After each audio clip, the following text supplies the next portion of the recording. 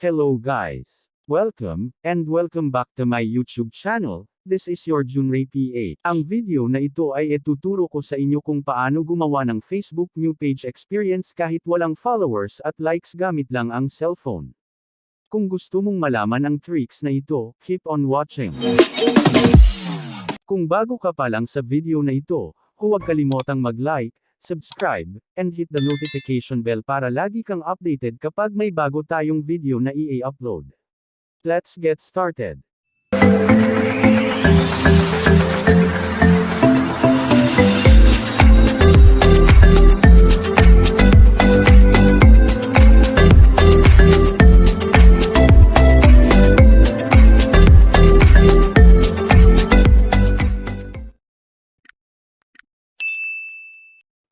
Buksan ang Facebook app, at mag-login.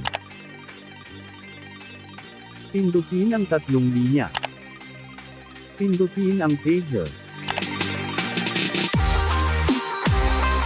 Pindutin ang Create.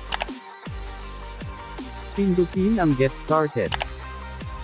E-type lang ang gusto mong e-pangalan sa Facebook page.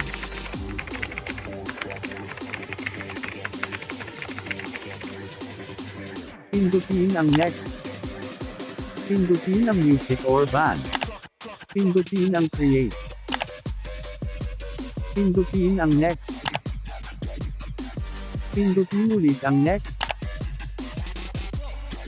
Pindutin ulit ang Next. Pindutin ang Done.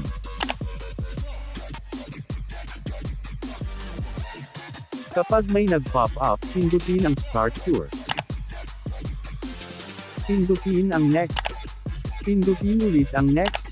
Pindutin ang Done. Ayan na guys, meron na po tayong Facebook new page experience. E-check po natin kung gumana ba itong tricks na ito. Pindutin ang tatlong tuldok. Pindutin ang View As. Ayan na guys, gumana po ang tricks. Meron na po tayo new page experience kahit 0 followers at 0 likes. Kung bago ka pa lang sa aking YouTube channel, don't forget to like, subscribe, and hit the notification bell para lagi kang updated kapag may bago tayong video na i-upload. Thank you for watching.